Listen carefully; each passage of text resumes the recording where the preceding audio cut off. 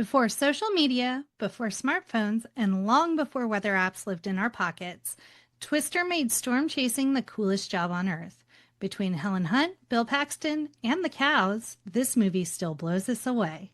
Let's rewind and see if it still has the same pull nearly 30 years later.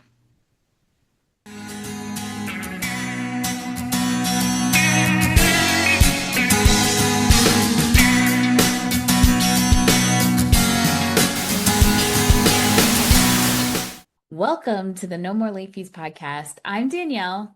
And I'm Jackie, and we're just two best friends and ex-Blockbuster employees rewatching some of the best and worst movies from the late 90s and early 2000s. This week, we're revisiting the 1996 disaster blockbuster Twister. But before we dive in, let's get into some housekeeping.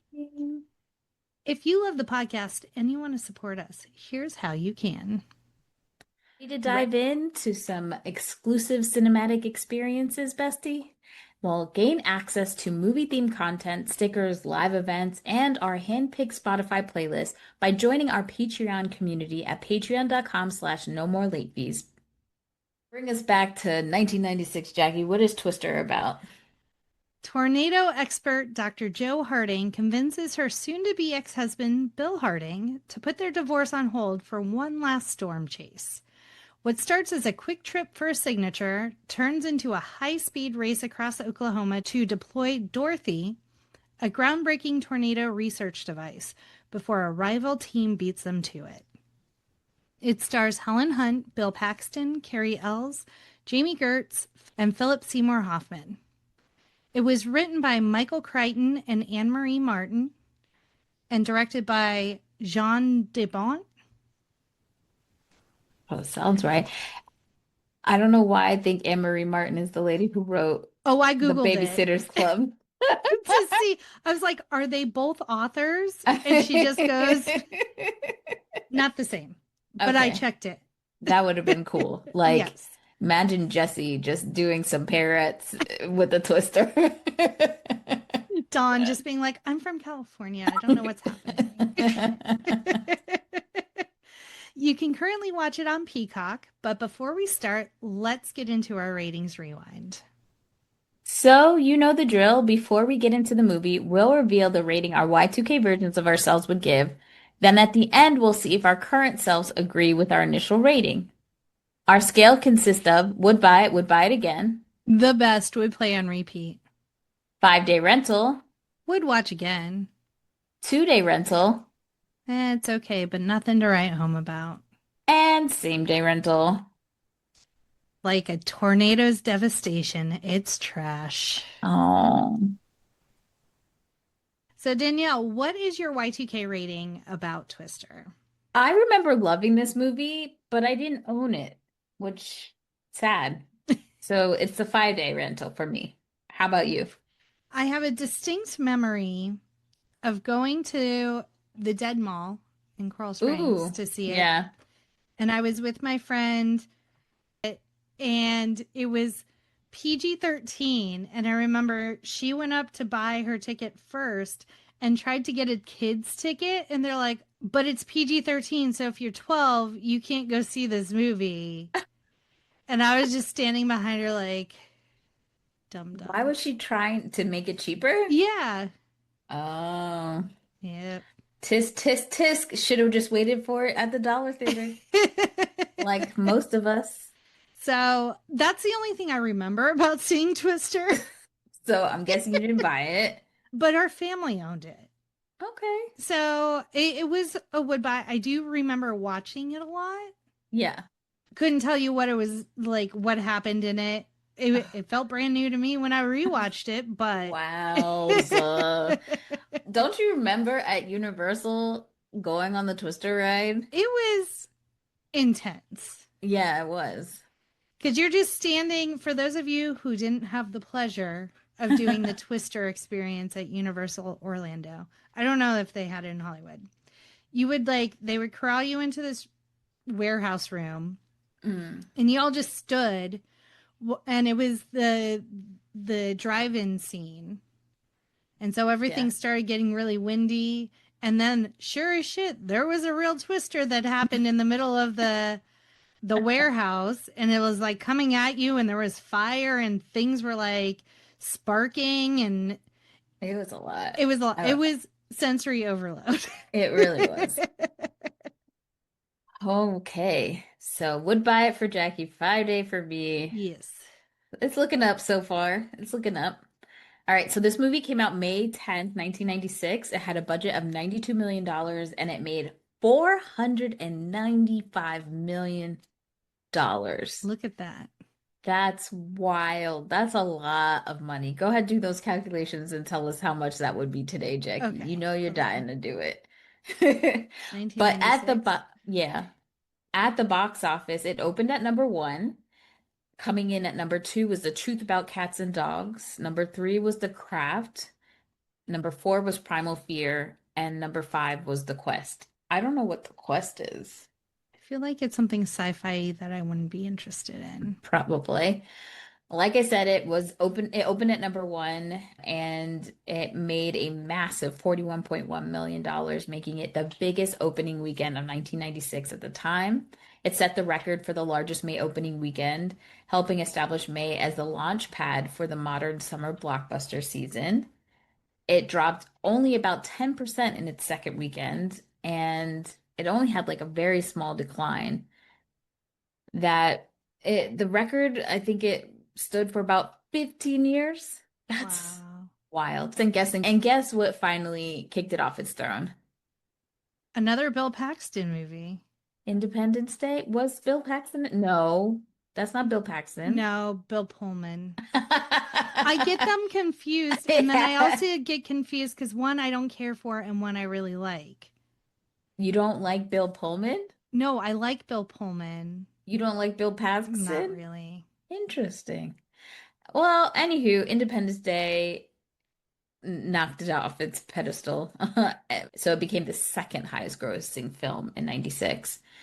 And at the end of its theatrical run, it was ranked among the 10 highest grossing films ever released worldwide and became Warner Brothers' highest grossing film to that point. And it lasted until our last movie, well, one of our last movies, Harry Potter and the Sorcerer's Stone, came out in 2001. Huh. So I think this movie was just a big win in general because it cemented the visual effects Yes. driven disaster movie. If you think after that, we started getting disaster movies every second. Inflation, little over $1 billion. That's crazy.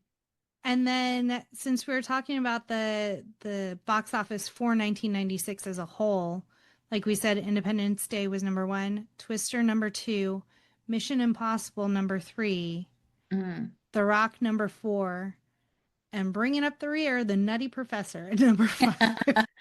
Oh, let's see what the critics had to say. So, Janet Maslin of the New York Times praised the film's relentless pace and impressive visual effects, writing that it gave tornado chasing an unexpected sense of excitement and adventure, despite relying on familiar blockbuster storytelling. And of course, our boy Mirage.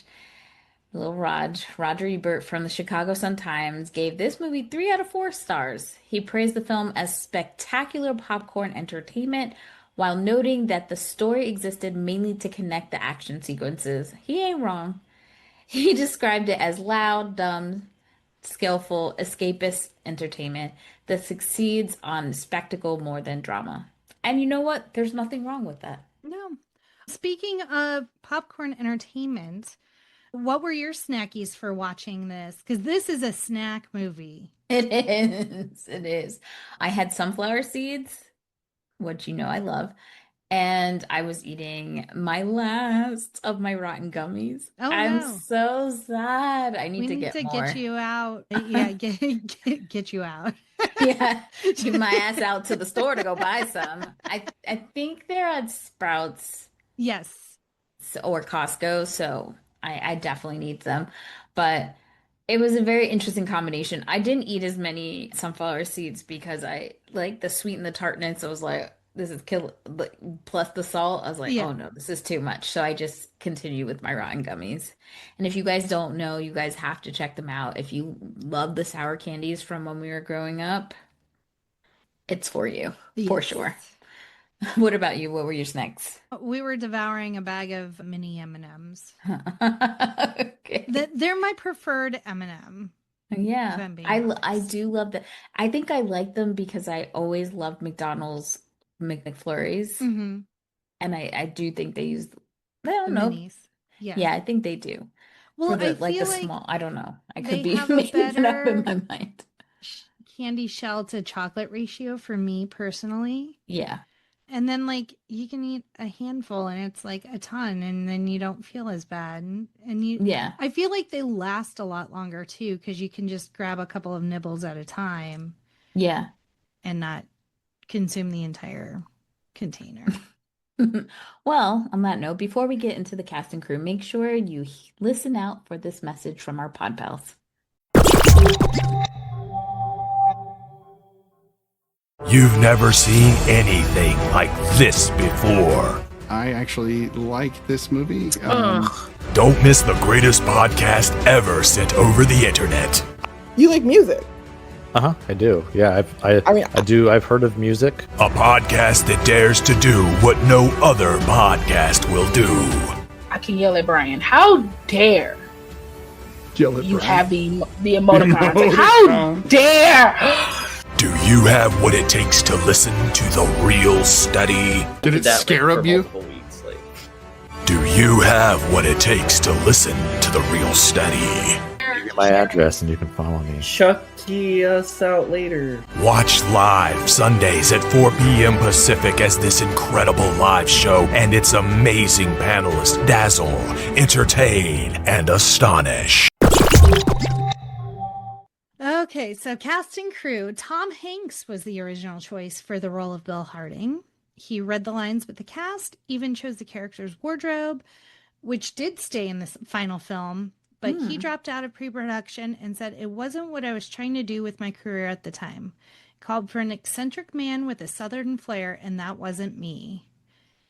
And while on the set of Apollo 13 from 1995, he felt co-star Bill Paxton was perfect for his part in this film and helped Paxton land the role.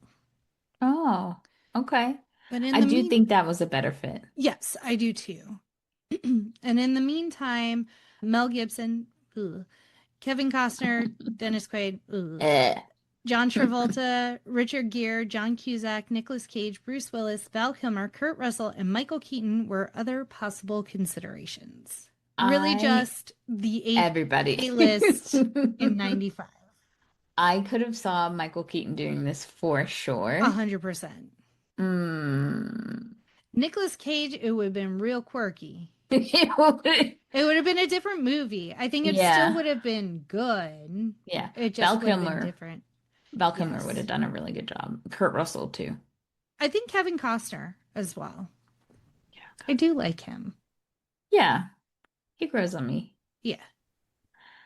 Well, the director, Jean de Bont, intentionally cast lesser known actors so the tornadoes, not the stars, would be the focus of the film. And you know what?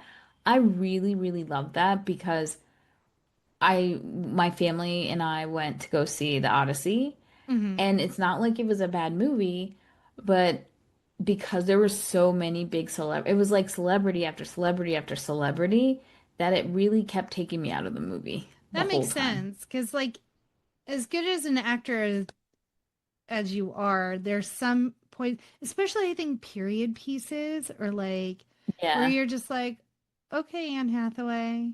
Okay, well, back to Jean de Bont.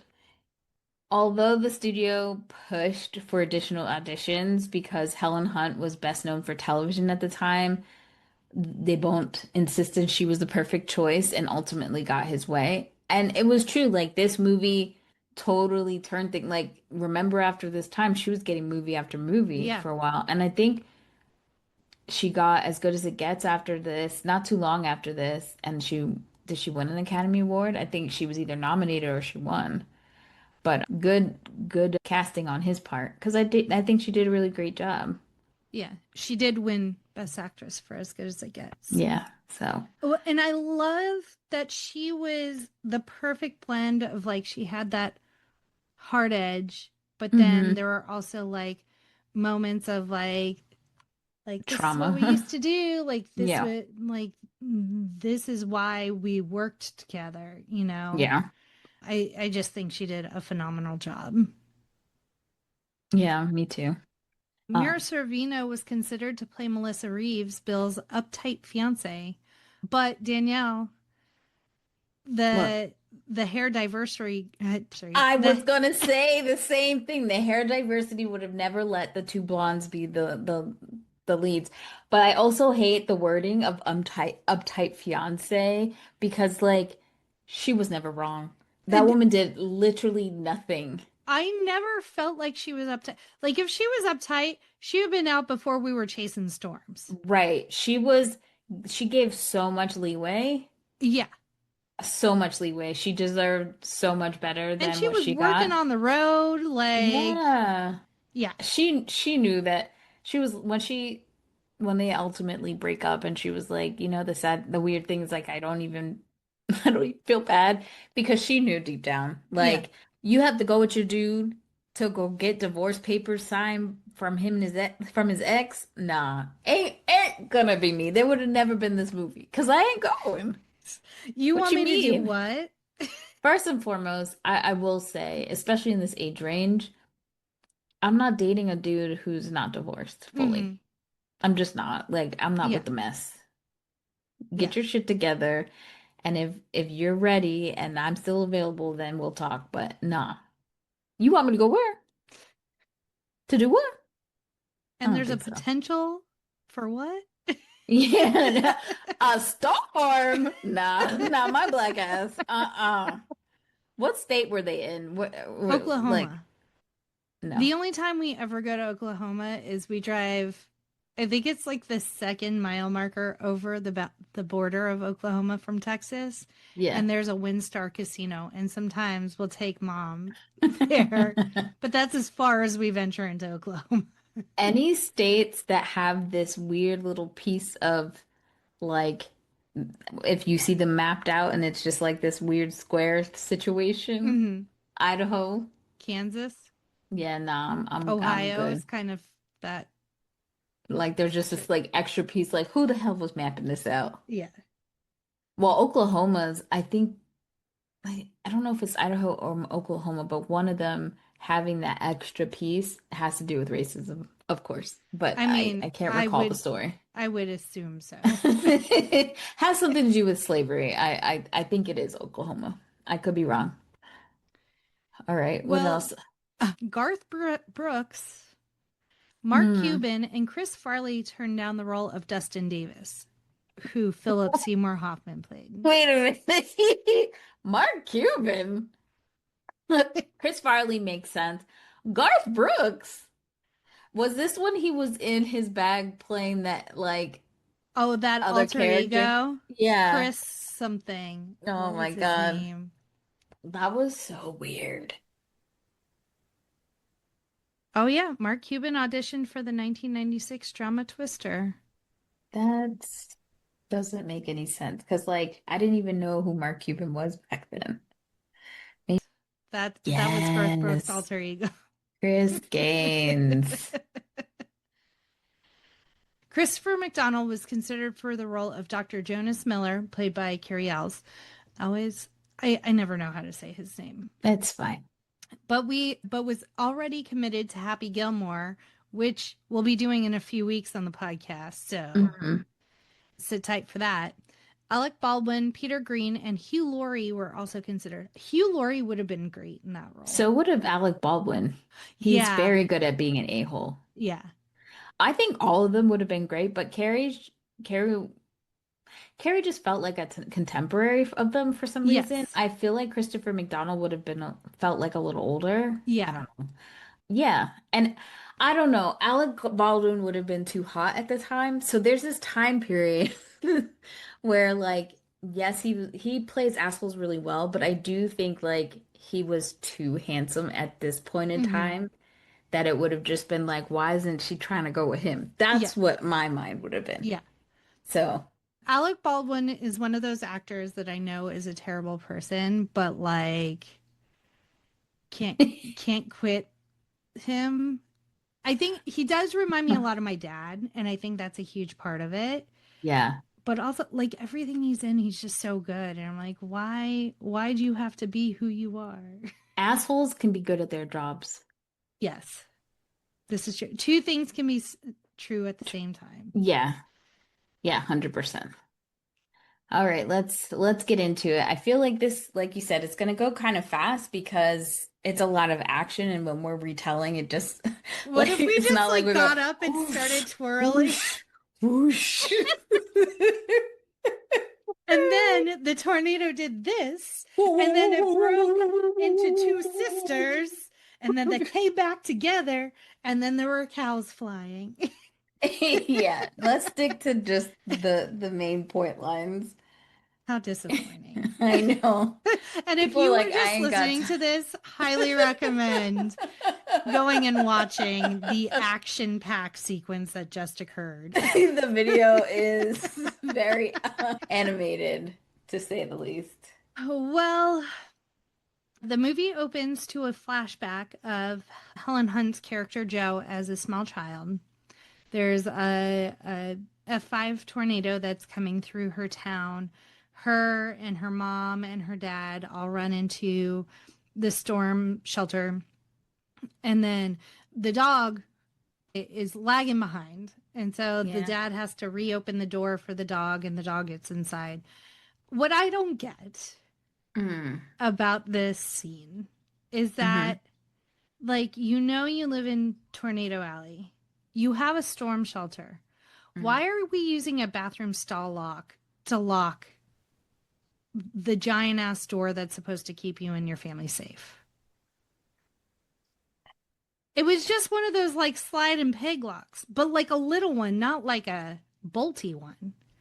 I don't have any answer. I don't And know. like the door flips off, right? And Yeah. Papa goes with it. Papa, can you hear me? Not anymore. He's the one with the storm. But like the way the storm shelter is built is like it goes down and then it goes back. So the back part's like solidly underground, right? Uh-huh. So if he knew the potential for the door to pop off, why not just go back with the where the rest of your family is, where you're not going to get sucked out? Yeah. I had questions. All great. Minute two, I had questions. All great questions. I didn't think about it, but you're very accurate. Let's continue. So we have seen. So now this obviously traumatized Joe. And Hmm. instead of repelling, like, Right. let me get as far the fuck away from Oklahoma as possible, she leans into it like, I have to understand these storms so that people are warned in time and what happened to me and my family doesn't happen to others.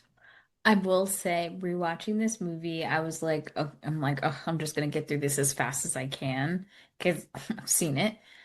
But I actually just stopped and said, okay, let me just really lock in.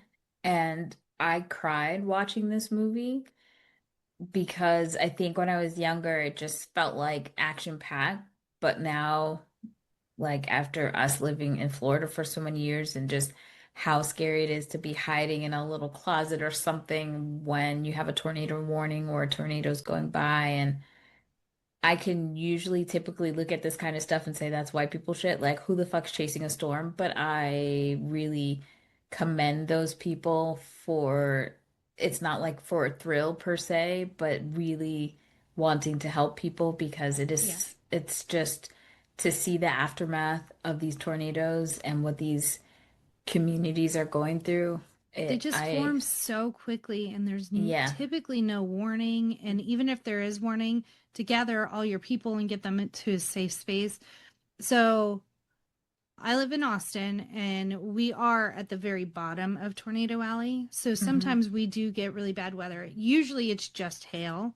but like the color behind you, that color green, is Hmm. legit the color the sky turns when it's like Yeah. tornado weather. Like it's so eerie and so scary. And I have quite a few times like had to hide in a closet in the middle of my house with the dogs Yeah. and wait it out and just have my laptop open with the weather channel and just hope that like It's such a scary thing to go through storms. yeah. It really is, and I really my heart goes out to the people. And now it's because of climate change, it's not just the Midwest anymore. Like Hmm. it's everywhere. I think no one is safe at all from this weather, Yeah. the heat waves, everything. And so I think that also was what was making me cry was that because of this movie, because of media, it was able to make real change in people's lives because of the technology and the things that they were, I think they donated money. Hmm. Just the people like kids that were inspired by this movie to go Right. and pursue degrees in meteorology and studying tornadoes and help progress Yeah. those early warning detectors. I will say there was one time that I did the white girl in a horror movie thing Mm, where it got real quiet, which is supposed to be like the worst time to like right. To go do look. anything. So I walked outside to look to see what it was Mm, looking like, and my house was at the opposite end of like a loop, and if you looked one way, you could see the water tower for our development. hmm. When it's green and gross outside, that water tower looks like a fucking tornado and scared Oh. the shit out of me. Good. Good for your ass. Lesson learned, I don't leave my hidey hole anymore. Right. You know, when we were talking about if Anne Marie Martin was, if this was the same writer from Babysitter's Club, Mhm. apparently she was the wife of Michael Crichton. Yep. So they wrote it together. I'm st Because I was like, oh, Michael Crichton, that's really interesting. Like he wrote Jurassic Park and he wrote all of these really Andromeda, I think Andromeda Strain. He wrote a lot of really interesting conceptual books, right? right. This movie was not, or this screenplay was not a novel that he wrote. They wrote it as a screenplay. Hmm. But then I did a deep dive about Michael Crichton because Hyperfixated. It's yep, fine. yep. He has like I don't know if it's a doctorate. Like he studied like science Yeah, and he's stuff. really, really smart. Yeah. Yeah. 'Cause I And think he so, even wrote ER, like, or what was ER was yes. based on. Yeah. Hmm. Yeah. He wrote a book and that eventually became the premise for ER. And it was, oh, he was going to medical school. And Mm. so he wrote a book based on 5 patients that he saw during his rounds at the hospital. Oh, And that wow. eventually parlayed into ER. I'm like, look at all these things that Michael Crichton said that I had no clue about. Yeah. So now years have passed. We are in the present day and we see Dr. Joe Harding with her team. And here comes Bill Harding in his very big red truck with his fiance, Dr. Melissa Reeves. What kind of truck was it? Do you know? Dodge Ram, Hmm. because Ken said, yeah, after this movie, sales for Rams really increased. So that was the Uh, fact we got from Ken. One of the things that makes me so upset is that I saw the Twisters movie.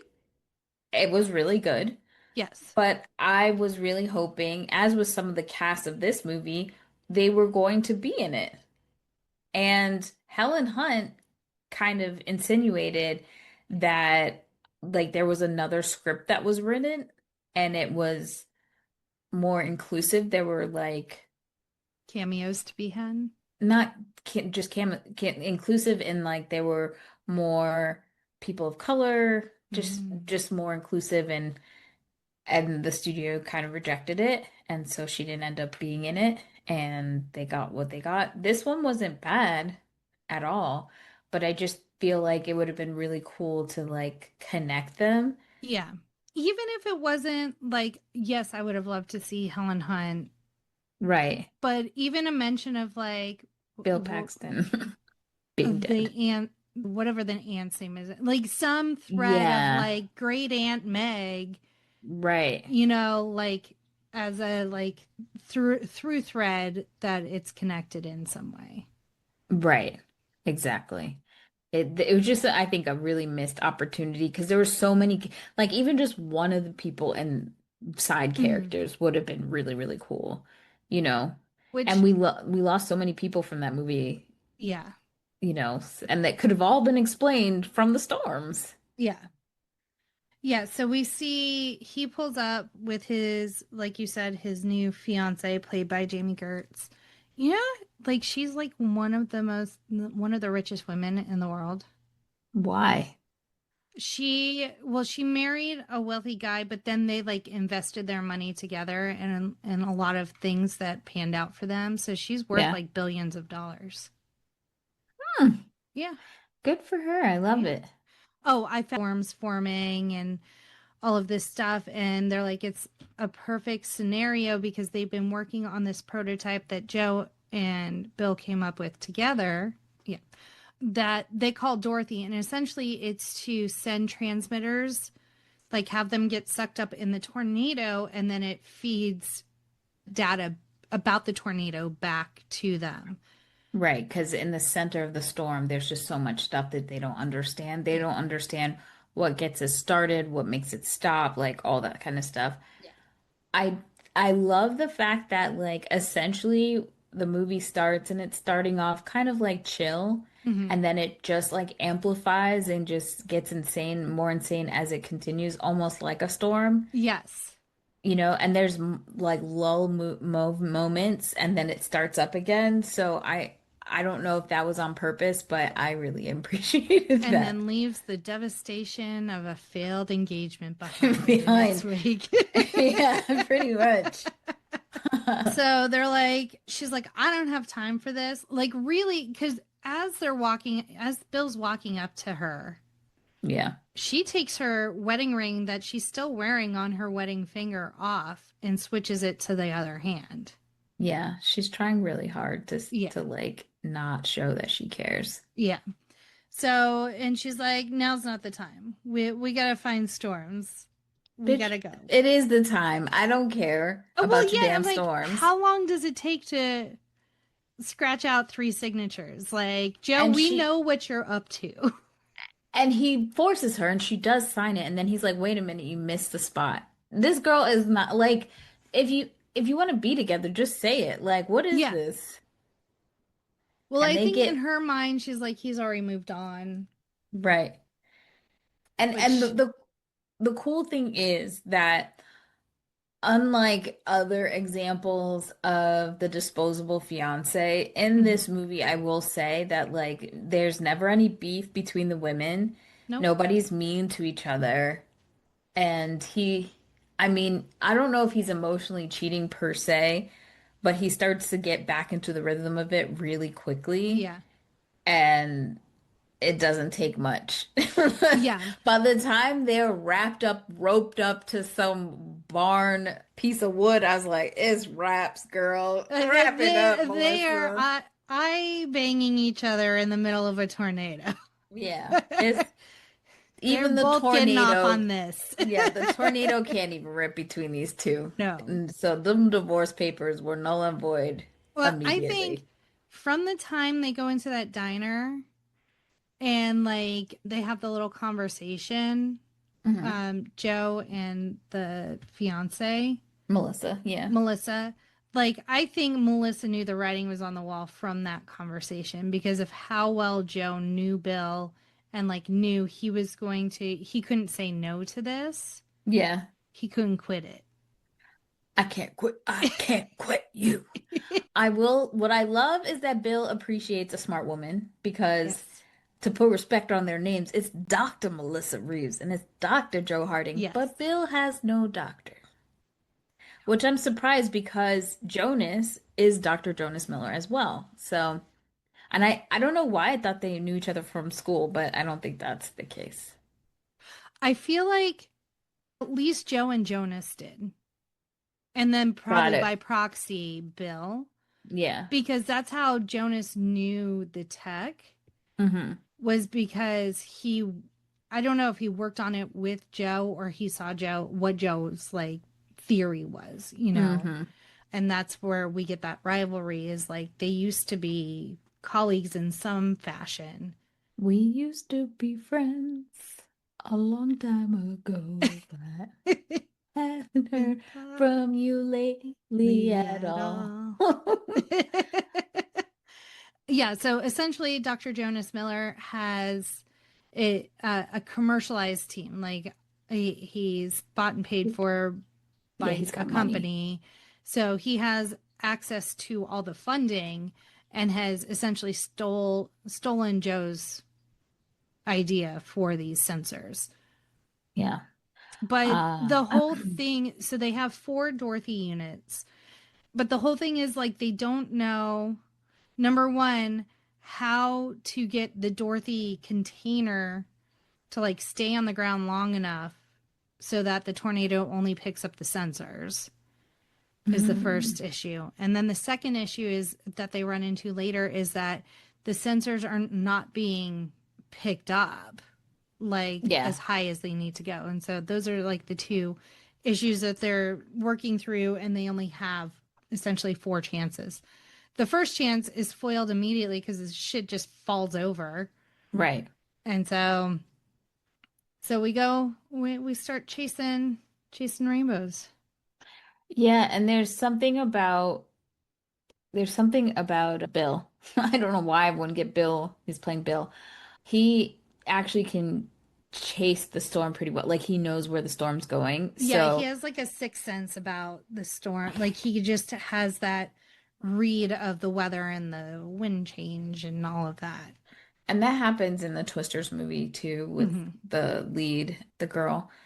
It's kind of like actually the Twisters movie is actually if you took Bill, Hmm. you combine Bill and Joe together Yeah. to make the girl, and then Dr. Jonas as the guy Yeah. version, and then that's it. Like, Yeah. except you put a cowboy hat on him and he's hotter, and he has a scene in the water in the rain with a white shirt. So we start chasing storms, and that's the one thing Joe was kind of missing, was like Bill's intuition. She had Yeah. all the tech, she had the team to help her and everything, but she couldn't do it without Bill, I don't think. No, I don't think she wanted to do it without Bill. Yeah, because this was Yeah. their project together. So Bill is with Joe and Melissa. He leaves Melissa to drive the truck by herself at some point. And I'm like, we're already done. What? And his truck is brand new, but he's in Joe's truck and they hit up the storm. Like you said, the Dorothy falls over and all this other stuff, and her truck gets taken away. And they have to wrap themselves in some rope. I don't know. I could be combining different scenes at this point because it just was a lot. But they are tied together while the storm is passing. Joe does a lot of, she does not want to give up, and he has to beg her, Hmm. plead with her to like, no, we cannot go, like, it is going to kill us. Let's Yeah. go. So she does have a lot of moments where she puts herself into harm's way trying to get this done. And the team is just fun. Like watching Dusty, I don't know what his skill set is per se, but he's Vibes. there for vibes, yeah. And I love that Ellen Rook is in this movie. Yeah. Alan's, and then Sean Whalen plays another Alan. It's just so many different characters. Yeah, Like if you they're look just at like them, a you're like, oh my God. ragtag group of storm chasers. Yeah. It gets to a point where, yes, Dr. Melissa realizes because you see her at some point, she's having conversations with her clients, and eventually, when that point where he tells her to go get some iced tea, and then they're like, "Oh, we're out of here," and then he's like, "Oh, you drive the car," and then he's like, "Oh, you go with Dusty." Yeah. And then they end up going to Aunt Meg's house because she's close enough and she will make really good food. She makes fresh steaks because she was like, you don't see the cows in the front no more, do you? She's slaughtering her own beef. And so again, Melissa's watching this. She's watching the camaraderie, their found family together, Hmm. how they interact with each other. They literally are finishing each other's, it's beyond just sentences. It's like they know how each other's brains work. And so by the time we get after we leave Aunt Meg's house, and he's in full gear ready to chase this shit. And he's like, "You go back to the hotel." And she's like, "I'm out. Yeah. I'm sorry. This isn't working." And he doesn't feel bad about it either. He's like, "All right, write me a Deuces. postcard. She didn't sign See the papers ya." anyway. We're good. Right. We're still married. Yeah. Oh my God. So I yeah, we're chasing tornadoes. That at one point it's the twin sister yeah, tornadoes. And that's what Jonas's team is lacking, is that intuition of like where the tornadoes are going to spawn. So they're right. trying to follow Joe and Bill and their team Right. to go to find these tornadoes. And so not only are we chasing fucking tornadoes, we're also having to like bob and weave so that Jonas doesn't follow us to, Right. To where we're going. yeah. I've said this on the podcast before and I'm going to say it again. We as human species need to get our shit together because everyone keeps thinking we're killing the earth. We're not. We're not killing the earth. The earth will always be fine. It Yep. will kill us, resetting the shit that we fucked up in the process. I always liken it back to during COVID where everyone had to stay inside Right. and like air quality immediately like went back to normal. The dolphins were seen again. The whales In were seen Venice. again. Yeah. Yeah. Like, I'm like, that took like 6 months. Yes. I have a friend who she's just like, at some point, the ice caps are going to melt enough where some long dormant bacteria is going to be released and the earth will just cleanse itself. I'm And hoping it's dragons. dragons is fine. Well, so Storm's chasing things, trying to get Dorothy up. They can't figure out how to get lift on the little sensors. And then Aunt Meg has all of these art installations in her front yard that are Warnings. so wind powered. Yeah, Oh. so she uses them as like a warning system. But that's when Joe and Bill get the idea of like, hey, we need to put little Spirals wingies around. on them so Yeah. that they have Like lift. snitches. Like they're literally Yes. snitches before snitches. Yes. And I think they were using soda cans to do it. Yes. Do you know what type of soda? Pepsi. Yes. Huge product placement in this movie from Pepsi.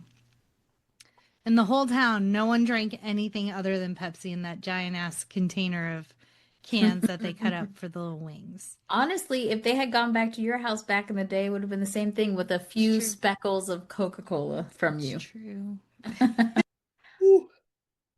Sorry. So now we've left Aunt Meg's house. We're down the road a couple of hours, I think. And we're settling in for the night because nothing's supposed to happen. Like nothing's on the radar. And so they're at this hotel room that's right next to a drive-in theater. Everyone's watching The Shining in 1996 at a drive-in movie theater. Yeah. Eh. And Bill like starts sniffing the air and is like, wait a minute. It's time to go. It's coming. And good old Melissa's in the hotel room, like, I think just thinking about how she's going to break up with Bill. And he's like, we got to get to shelter because Right. shit's coming.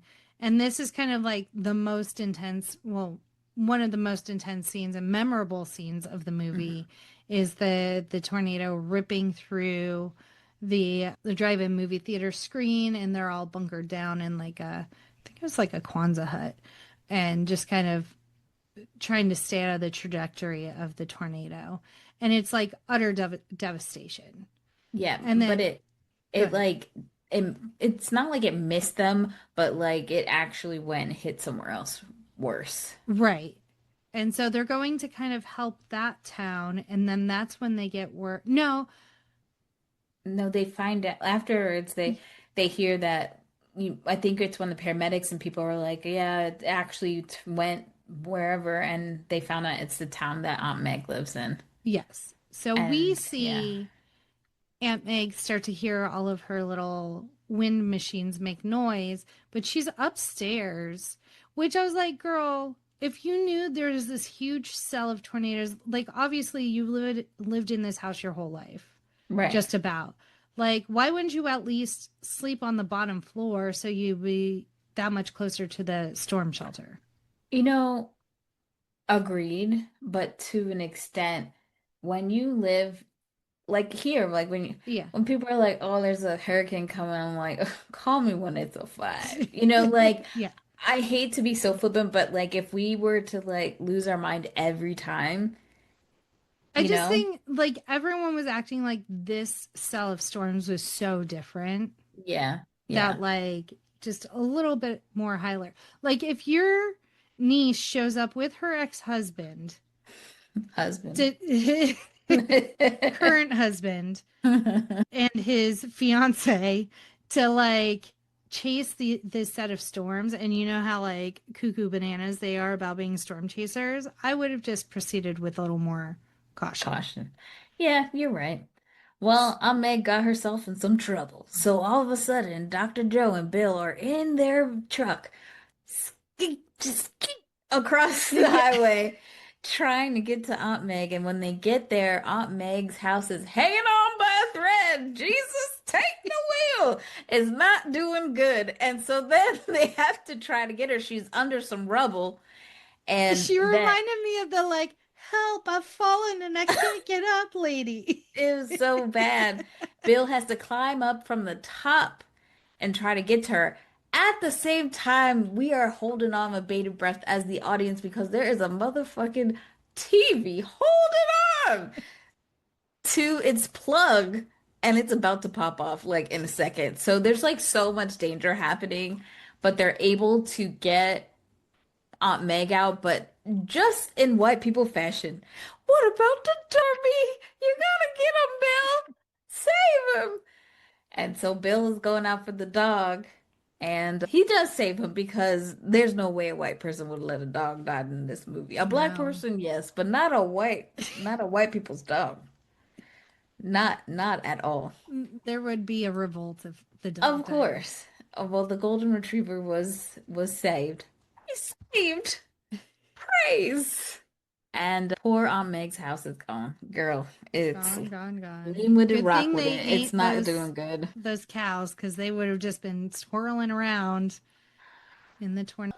So after this, I think they go after one more storm to Mhm. try to use the new creation they've made. Yeah, we have one more chance. We have one more Dorothy left. It has all of the little snitch wingies on it. And Melissa has gracefully bowed out of this situation. She's hopefully on the next flight back to Jersey. Oh, Sam. And now here's the biggest tornado. We've saved the best for last. Mm. And we're driving by this farmhouse that has a barn. And so they're like, okay, let's go in there. The tornado's approaching them. And then there's a tanker in the road. The tanker's flipped over. Oh no, now the tanker has exploded. And now we Mm. just have to drive through the explosion and see if we can get through it because the tornado is right on our ass. And then we just have to go through cornfields. And then we run inside the barn. All the animals are not happy. And then the barn starts coming apart. And so then we have to run into like the sump house. And that's where we find the pipe that's like buried 12 feet into the ground. So he's like, this is good. We just strap ourselves to this pipe and we'll be fine. Yeah. And Joe's like, bet. Hey. If there's a dream, there's a way. I don't Uh, know. and Bill wasn't wrong? Question mark. Mm. But again, I feel like they would have been full of twister shrapnel. So they're able to park the truck. We see all of the little Dorothy pieces fly up as expected. The team is immediately like, we're already getting data. Wahoo. And Yeah. then Bill and Joe were like, we should fuck.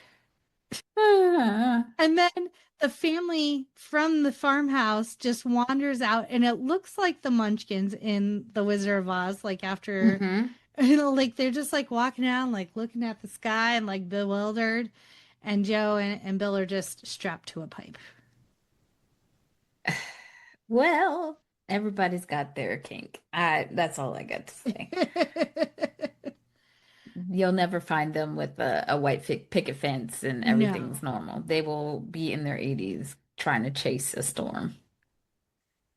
And then I think it ends pretty soon there after that. Like there isn't really a like 1 year Resolution. later or anything like Yeah. that. It's just kind of like, okay, we did it. We have data. We did it, Bill. We did it, Bill.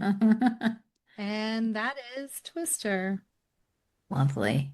Let's get into there's a lot of facts that we There didn't get are. into. This was primarily filmed in Oklahoma, and some additional filming was in Iowa and Canada. And the filming in Oklahoma was briefly delayed due to the bombing of the Alfred P. Murray Murrah.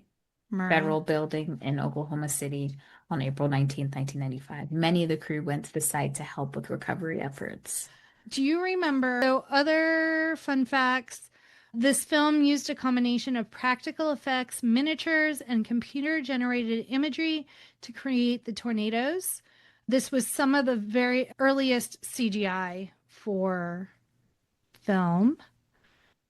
And Industrial Light and Magic created the tornado visual effects. It was Steven Spielberg's idea to kill off the father in the opening scene. Originally, he would have survived, but it was decided his death would establish how dangerous tornadoes can be and the reason for Joe's obsession with them later in life. A jet engine from a Boeing 707 was used to generate wind in some scenes, which John DeBont said he regretted thinking of the hail sequence because it took so long to do and was very difficult. Also, the crew couldn't find ice blocks big enough in Oklahoma for the hail making machine. They ended up having to find them in other states, and some were obtained from the Burlington Ice Company in Iowa. The ice blocks were made special by pouring milk in with the water, so the hail would show up better on film. Damn, That sounds stinky. it does. The flying debris included lightweight foam versions of objects such as fences, tree limbs, and farm equipment. So you know how you were talking about it was PG-13 and you're trying to get in? Well, it was originally shot as a rated R film that featured profanity and grislier wound details. The film was edited down to PG-13 in post-production, which caused additional scenes with Cary Elves and Philip Seymour Hoffman to be left on the cutting room floor due to the content alone. Other profanities throughout the film were muted or replaced to secure the PG-13 rating. You I can actually see think it was good without it. you can see as Bill walks up for the first time, Mm-hmm. Joe clearly says fuck, but it's just muted. Okay. Jamie Gertz's role as Melissa Reeves doubles not only as a love interest for Paxton's character, but also as a vessel for exposition. With her character being the only one with no knowledge of tornadoes or meteorology, exposition is disguised as her simply being curious while feeding the audience important information about the science behind tornadoes. I think that's a brilliant way to do that. Yes, I would have just preferred she wasn't like if it was his sister or friend or something, Yeah. like the disposable Or fiance like sucks. a coworker and like they're just like on a like or someone visiting town and it's like, oh shit, well, you have to come with us because we can't leave you at the house for fear of a tornado hitting it. Right. What I love about this movie is that it helped launch the DVD format because it became one of the first feature films released on DVD in the United States. And it had extras. What a great time. So, as I had mentioned before, widely credited with raising audience expectations for large-scale CGI effects, and it was one of the defining summer blockbusters of the 1990s. Several real storms interrupted the filming, so it forced the crew to pause production on multiple occasions. Yeah, that would have been annoying. Not annoying, but like insane. Yeah. It's very meta. So, the fictional tornado research device Dorothy was inspired by the real world Totable Tornado Observatory, a portable weather instrument used by storm chasers. Helen Hunt and Bill Paxton performed many of their own stunts and scenes inside the moving vehicles. And after Bill Paxton died in 2017, the Spotter Network choreographed 200 storm chasers to spell out BP with their GPS tracker blips on a radar display to honor him. This kind of tribute had only been done 5 times before, and it was the first time it had been done for someone who wasn't a storm chaser. Oh, that's so sweet. That really is. Spotter Network. Now I have to Google it. With a very loud and bass-heavy surround channel, this film was notorious for destroying surround speakers in theaters worldwide. That's crazy. I didn't know that. I know. When I read that, I was like, oh, God. I love that a recording of a camel's moan was slowed down and used as the sound of the tornado. And I read this fact before I rewatched the movie, and I was like, God damn it, that is a camel. The town of Wakita, Mhm. which was Aunt Meg's town, they actually created the Twister Museum because they wanted to celebrate and pay tribute to the movie. They have memorabilia, including photos, movie posters, and a replica of a Dorothy machine. That's pretty cool. Could add that to our road trip list. Yes. The explosion of the oil tanker was originally mistimed and was not caught on film. Oh, fuck. Whoopsie. The Bond decided not to tell the studio immediately, and the stunt was reset and filmed again, costing a rumored $500,000. Luckily, that movie made back so much money. Yeah. I bet like the studio was like, the fuck you do? Right. Like, and then now they're like, it's okay. Oh, get this, Jackie. Oh my God.